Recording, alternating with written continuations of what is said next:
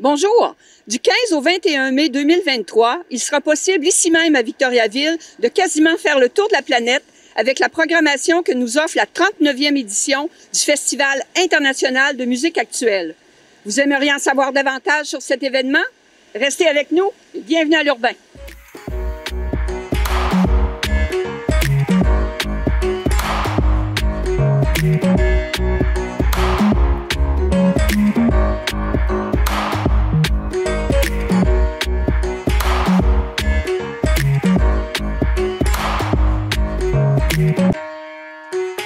Bonjour, Michel Levasseur. Bonjour, bonjour. Michel, avant qu'on aborde la programmation de la 39e édition, j'aimerais profiter de l'occasion pour souligner que vous aussi, Michel, c'est votre 39e édition. Ouais. Vous êtes directeur général et artistique du Festival international de musique actuelle de Victoriaville. Vous êtes là depuis les tout débuts. Puis je dirais que vous êtes fondateur, idéateur, créateur, porteur, planificateur, ambassadeur. Ouais. Mais en fait, beaucoup de chapeaux depuis le début. Et en fait, c'est votre persévérance et je pense bien parfois votre entêtement qui a fait en sorte que le festival dure et perdure. Il prend de l'ampleur à chaque année, un rayonnement exceptionnel et il se passe toujours à Victoriaville. Ouais. Alors pour tout ça, Michel, je vous dirais un mot tout simple mais très bien senti. Merci. Merci beaucoup. C'est moi qui vous remercie. Il y a eu quand même beaucoup... C'était très émotif là, dans la dernière 2 semaines, là, quand on a annoncé ça, moi et ma conjointe, Joanne, parce que Joanne est quand même là, elle, depuis 1000... En fait, on a un garçon qui va avoir 35 ans, donc un 37 ans, là, qu'on est ensemble, puis qu'elle participe au festival aussi. Quand on a annoncé ça, ça a surpris beaucoup de gens, puis c'est intéressant aussi la réaction des gens. Beaucoup se sont mis à penser à leur propre histoire, à leur propre lien avec l'événement, que ce soit du public, des musiciens qui sont venus au début du festival, qui ne sont pas revenus après, l'inverse aussi, des nouveaux musiciens qui nous parlent avec beaucoup d'émotion, puis ça l'a influencé beaucoup d'artistes aussi. Donc, ça démontre que l'événement a une base forte. Là. Ça nous donne espoir aussi de trouver une relève à ça. C'est sûr que quand on a annoncé, présentement, là, on n'a pas une relève d'assurée. Il y a des gens à l'interne qui veulent continuer, mais assumer les postes de direction, c'est pas évident. On a essayé depuis près de 5 ans. On travaille sur une pérennité pour trouver des gens, mais souvent les gens viennent de l'extérieur, viennent disons de Montréal. Puis quand tu sors de Montréal, de la grande ville, où là, il y a des spectacles à tous les jours, des films, la vie culturelle est plus importante dans les grands centres, ben, ils ont comme un élastique dans le dos, que 6 mois, 8 mois plus tard, ils retournent chez eux. Dans le cadre du 39e Festival international de musique actuelle de Victoriaville, entrez dans un monde d'audace et d'avant-garde du lundi 15 mai au dimanche 21 mai 2023. Au programme, concerts, films expérimentaux, arts visuels et installations sonores dans l'espace public. Pour plus de détails, visitez le fimav.qc.ca.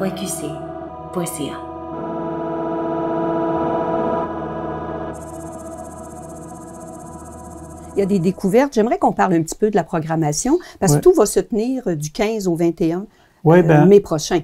Depuis la COVID, en fait, depuis 2021, 2020, on a annulé à 5-6 semaines de l'événement, mais depuis 2021, on annonce le festival sur une semaine, en fait, parce que avant ça, on annonçait le festival dans les médias les 4 jours de concert, parce que beaucoup de notre public vient de l'extérieur, puis on parlait du jeudi au dimanche, disons, sauf que le circuit des installations sonores, lui, qui a commencé, c'est la 13e édition cette année, a commencé tout de suite après le 150e de la ville de Victoriaville. Je pense que c'était la première année qu'on l'a fait, ou l'année d'après. Lui, du lundi jusqu'au dimanche. Ça fait qu'on a commencé en 2021 à annoncer du lundi au dimanche, donc du 15 au 21. Ça, c'est du lundi au dimanche. Les concerts, eux, sont toujours du jeudi au dimanche. Donc, oui, c'est pas un événement, une programmation qui a été montée en pensant que c'était comme ma dernière, parce que la décision s'est prise après que la programmation soit presque toute montée. On a décidé ça là, juste avant Noël. Mais il y a des éléments très importants de l'histoire du festival. Il y a des musiciens comme Fred Frith. Fred Frith qui était là au premier festival, qui est un des artistes qui est venu le plus souvent à Victoriaville. On a fait notre premier disque aussi, l'étiquette Les Disques Victo, avec Fred Frith et René Lucier. 2014, la dernière fois qu'il est venu à Victo. Les gens pensent que Fred est là toutes les années, mais c'est la même chose. John Zorn aussi, il revient, puis avec 2 concerts. C'est les concerts qui vendent beaucoup. On fait ces 2 concerts-là dans la grande salle du Carré 150 le dimanche après-midi, dimanche soir. Donc, John Zorn aussi, ça fait une douzaine de fois qu'il vient à Victo sur les 39. Donc, puis c'est certainement l'artiste le plus connu dans le domaine des musiques actuelles, celui qui est la plus grande vedette de la musique actuelle, John Zorn. Donc, il y a une relation très privilégiée. On a une relation privilégiée avec lui. Souvent, il vient à Victoriaville présenter ses nouveaux projets qui commencent à sortir des États-Unis. Des fois, c'est toujours la première fois au Canada, premièrement. Mais c'est souvent une des premières fois qu'il sort de New York avec ces projets-là. Donc, 2 concerts de John Zorn en fin de festival.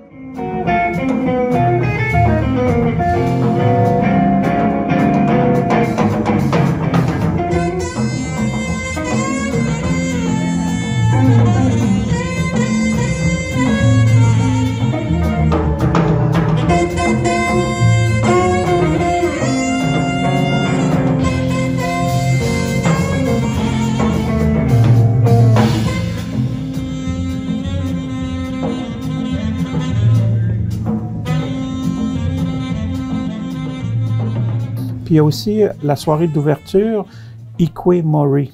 Ikue Mori, c'est une japonaise qui vit à New York depuis très longtemps et qui, elle aussi, c'est comme les 3 personnages très proches du FIMAV depuis plusieurs années. Et là, il y a des Québécois comme Laurie Friedman, un anglophone comme Joe Sorbara de Toronto.